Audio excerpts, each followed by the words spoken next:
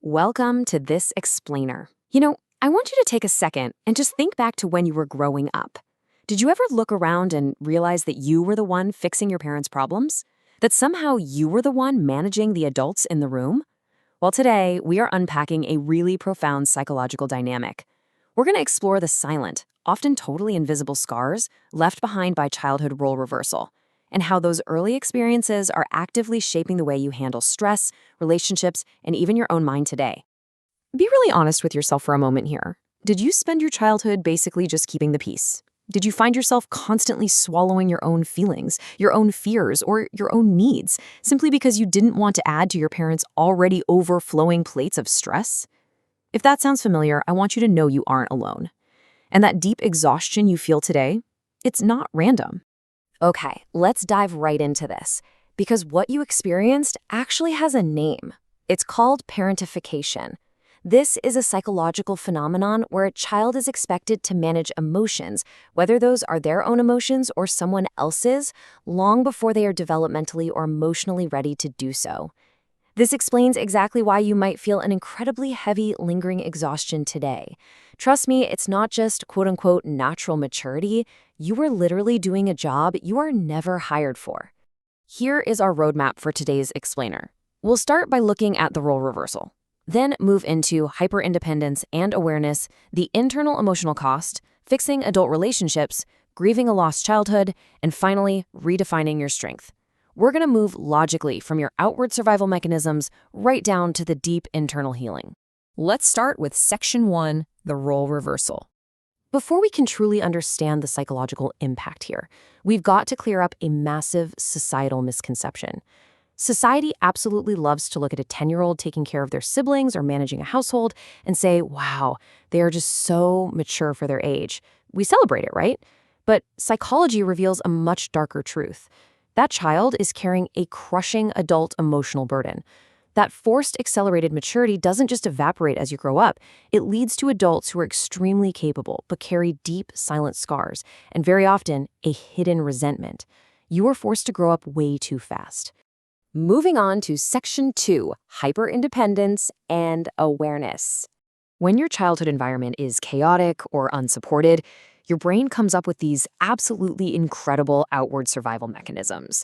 Think about your childhood reality. You lacked consistent support. You couldn't rely on the adults around you to catch you if you fell, so you learned incredibly early on to just handle things alone. You stopped asking for help. Now, look at the adult adaptation of that. That translates into an extreme, almost stubborn self-reliance today. You might look totally composed and put together, but internally, you really struggle to trust support. When someone offers to help you now, it probably feels entirely foreign and deeply unsafe, all because in your mind, support has always been temporary. Right alongside that fierce independence is hyper-awareness. If you were the emotional caretaker, your survival literally depended on anticipating moods. This is an intense, laser-focused ability to read a room, sensing slight shifts in danger, tone, or hidden intentions the exact second you walk through a door. You developed this to step in and keep the peace before things exploded. Today, this makes you incredibly empathetic and observant, but it also means you are constantly guarded. You're always scanning the horizon for the next threat. This brings us to Section 3, the internal emotional cost. Being the highly capable person in the room, well, it comes with a pretty steep, invisible price tag. Growing up, you quickly realized your parents were simply too overwhelmed to handle your problems. So what did you do? You shrank. You became the easy child. You internalized all your sadness and frustration just to avoid adding any pressure to the household. Over time, you essentially learned to tie your entire sense of self-value directly to being useful and low maintenance. And the lingering effect of that today is that you likely feel this intense, crushing guilt for simply wanting support, receiving care, or even just resting. You find yourself apologizing for having completely normal human needs.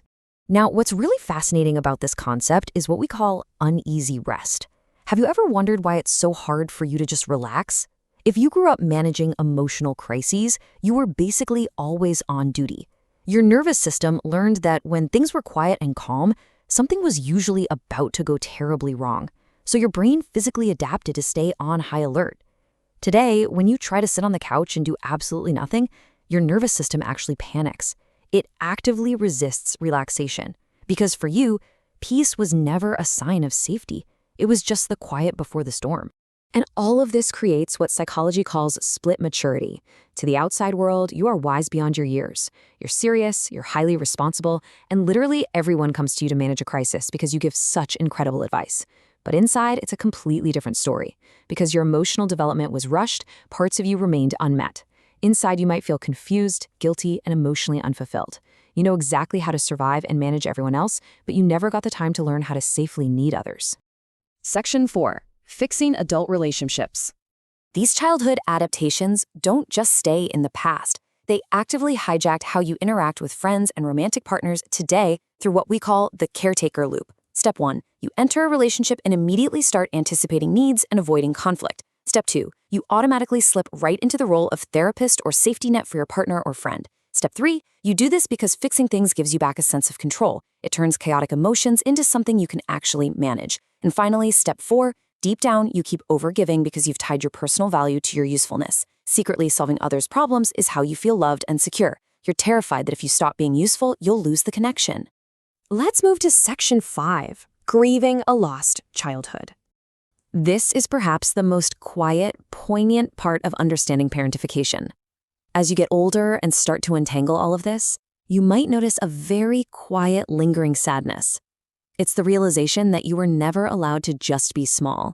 You weren't allowed to make silly mistakes, to be carefree, and to simply be protected by the adults around you. Now, you don't necessarily have to hate your parents for this. In fact, you might even feel highly protective of them and deeply understand the immense struggles they were facing.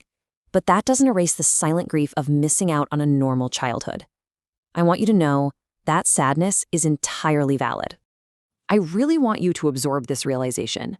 You weren't born strong. You became strong because you were the only one holding everything together. Your immense capability, your hyper-independence, your profound wisdom, these weren't just innate personality traits you were lucky enough to be born with. They were forged out of absolute necessity. You built your own strength because, frankly, there was no other option available to you. Which brings us to our final section, Section 6, Redefining Your Strength. So the absolutely crucial point here is taking everything we've learned today and pivoting toward a profoundly validating conclusion. If you saw yourself in this explainer today, please hear this. Psychology does not view you as flawed or broken. Not at all. Your nervous system is brilliantly adapted. It simply had to adapt to intense pressure way too early. You learned responsibility before you ever learned safety. You had to learn strength long before you were allowed to learn softness. You are, quite simply, an incredible survivor. Sometimes, highly parentified adults actually resist healing because they are terrified that losing their fixer edge means they are losing their strength. But consider this reframe. Healing doesn't mean you are becoming weak. It simply means learning that you are finally allowed to rest. It is safe to take the armor off now. The crisis is over. As we wrap up this explainer, I want to leave you with a thought. Understanding your mind actively changes how you live within it. Now that you know exactly why your nervous system is exhausted and why you feel this deep, undeniable need to constantly fix everyone else, how will you use this knowledge to finally give yourself permission to rest? Think about that today.